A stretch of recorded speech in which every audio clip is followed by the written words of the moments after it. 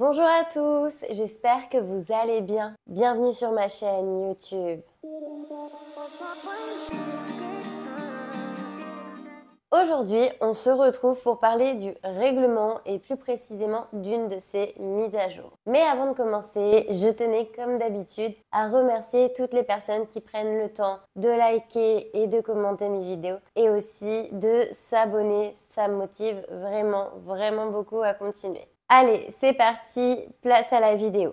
Alors, depuis septembre, il y a eu une grosse modification concernant le règlement des compétitions et du coup, je me suis dit que ce serait bien quand même de vous faire cette petite mise à jour, cette petite explication. Forcément, je ne vais pas prendre le temps de revenir sur toutes les explications que je vous avais données sur la vidéo sur le règlement des compétitions. Si vous ne l'avez pas vu, je vous laisse le lien en barre d'infos. Donc tout ce qui sera inchangé, forcément, je ne vais pas le répéter. Je vais vraiment juste revenir sur ce gros changement et on en parle tout de suite. Comme pour la première vidéo que j'avais fait sur le règlement, je m'appuyais sur le book qu'on retrouve sur le site de la CSNPA. Et là, je vais faire pareil. C'est juste que c'est le book 2023-2024 qui est à jour pour cette saison et du coup qui est un peu différent. Donc, comme je vous l'ai expliqué dans ma précédente vidéo sur le règlement, chaque patineur est rangé dans une catégorie. Tout d'abord qui correspond à son âge, donc on retrouvera novice, minime, junior, etc.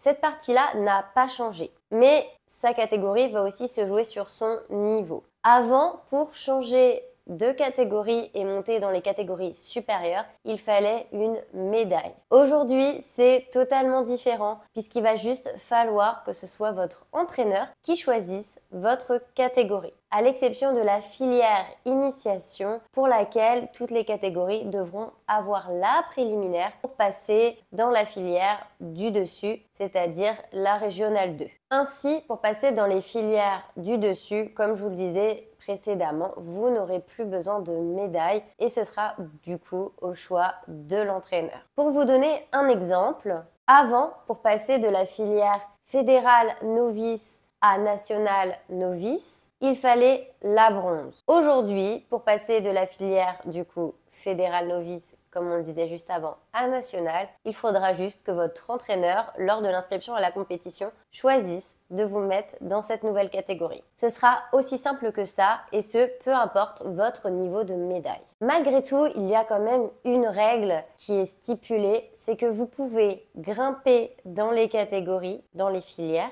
mais vous ne pourrez pas redescendre. C'est-à-dire que si vous avez atterri du coup dans une catégorie où le niveau est beaucoup plus haut que le vôtre, eh bien vous devrez quand même y rester. Donc là, il va falloir que votre entraîneur fasse vraiment le bon choix et vous mette vraiment dans la catégorie qui correspond à votre niveau, qui vous donnera assez d'émulation pour vous motiver à gagner et en même temps où vous aurez quand même la possibilité éventuelle d'un jour gagner. Ensuite, il y a un autre paramètre qui a changé, c'est qu'on est passé de 8 filières à 5 filières. Je vous mets l'image à l'écran, vous allez voir, je vous mets le tableau qu'on retrouve dans le book où on voit totalement la différence. Du coup, le fait qu'il y ait beaucoup moins de filières, eh bien, ça va engendrer le fait que certaines filières ont été regroupées ensemble, comme vous pouvez le voir à l'image, notamment, par exemple, les nationales 1 et les nationales 2, les fédérales 1 et les fédérales 2, pour n'en faire qu'une seule et même catégorie. Du coup, il risque quand même d'y avoir certaines différences de niveau dans chacune de ces catégories. Après, on peut aussi se demander ce que deviennent les médailles, parce que oui, elles n'ont plus l'utilité initiale. Avant, leur utilité, c'était de nous faire progresser d'une filière à l'autre. Aujourd'hui, elles n'auront plus cette utilité-là, mais elles sont toujours existantes. Vous pourrez tout simplement les valider automatiquement lorsque vous aurez les points en compétition. La seule utilité qu'elles vont avoir à cet instant présent, c'est pour la catégorie couple artistique. Il faut un minimum individuel pour certaines catégories de couple. Je ne vais pas développer parce que ça concerne vraiment une minorité de personnes et je pense que ces personnes sont déjà informées de la chose. Et sinon, ce sera utile pour tout ce qui est diplôme, initiateur, entraîneur ou alors pour devenir juge, etc.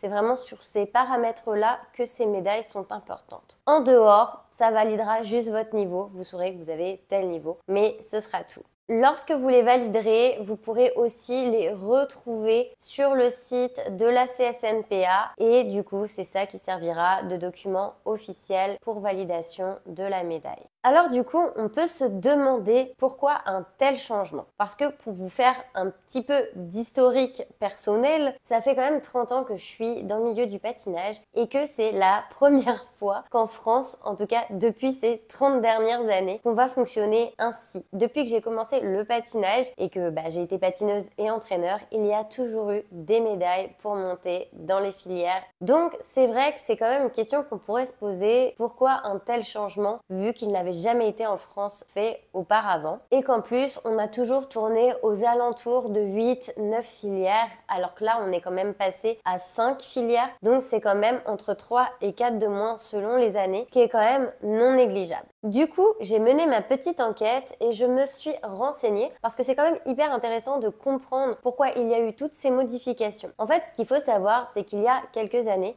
d'ailleurs j'étais entraîneur à l'époque, le règlement avait changé. Avant, on passait nos médailles en dehors des compétitions. Et il y a quelques années, on a intégré ces médailles et on les a fait passer en compétition. Pour les valider en compétition, il faut un jury bien particulier. Et le problème, c'est que dans quelques régions, il est vraiment compliqué parfois d'avoir un tel jury. Du coup, certains patineurs ne pouvaient pas passer leurs médailles, ne pouvaient pas évoluer dans les filières les plus hautes. Cela a engendré une chose, c'est qu'il y a eu du coup de moins en moins de patineurs dans les filières de plus en plus hautes. Et oui, ça reste un cercle vicieux. Vous pouvez pas passer vos médailles, vous pouvez pas monter dans les catégories les plus hautes et du coup, les catégories les plus hautes se vident. C'est logique. Du coup, pour remédier à tout ça, ils ont décidé de retirer les médailles pour monter dans les filières comme je viens de vous l'expliquer, ce qui du coup permettra à tous les patineurs, même s'ils n'ont pas accès à un jury pour pouvoir valider leurs médailles, de monter dans les filières qui correspondent à leur niveau et ils ont diminué du coup le nombre de filières pour réaugmenter le nombre de patineurs dans chaque catégorie. Ce qui engendre un nouveau cercle plus vertueux, en tout cas qui tend vers l'objectif de la fédération.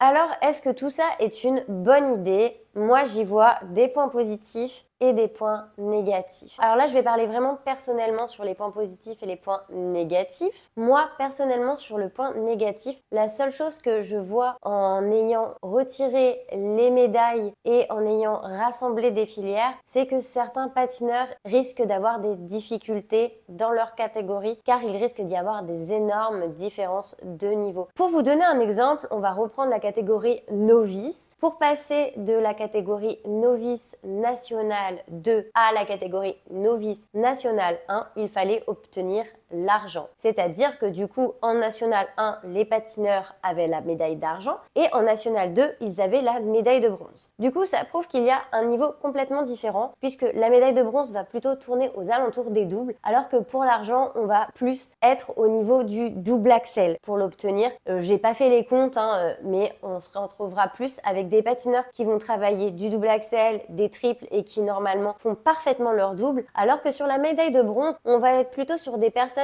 qui sont encore en cours d'apprentissage sur les doubles les plus difficiles et donc du coup ça engendre un décalage. Et quand on va réunir du coup ces personnes, eh bien on pourrait se dire que les personnes qui viennent de la catégorie nationale 2, si elles n'ont pas eu une progression fulgurante, vont quand même avoir des difficultés à concourir contre les patineuses qui étaient déjà en national 1. J'espère que mon explication était claire, mon petit exemple, mais c'était vraiment pour vous étayer la chose que vraiment moi sur ce côté-là, je trouve que c'est un petit peu dommage. J'espère que ça découragera pas les patineurs et que ça créera vraiment cet effet d'émulation que recherche la fédération. Oui, c'est vrai que lorsqu'on va en compétition et qu'on sait qu'on n'a pas le niveau et qu'on va être dans les derniers, ça peut un peu être démotivant et ne plus donner envie d'aller participer en compétition. À l'inverse, moi j'y vois aussi un autre point positif, c'est que lorsqu'un patineur a une belle progression, il pourra monter dans la filière du dessus rapidement, alors qu'avant il fallait quand même attendre qu'il obtienne sa médaille pour monter dans la filière du dessus. Souvent ça engendrait une grosse pression et un gros stress et parfois les patineurs ne patinaient pas aussi bien et du coup n'obtenaient pas leur médaille. Du coup ça repoussait et repoussait leur intégration dans la filière du dessus, alors que là effectivement dès que vous avez fait des énormes progrès, parce que des fois il y a des progressions extrêmement fulgurantes, eh bien vous pourrez monter dès la prochaine compétition dans la filière du dessus et ça vraiment je trouve aussi ça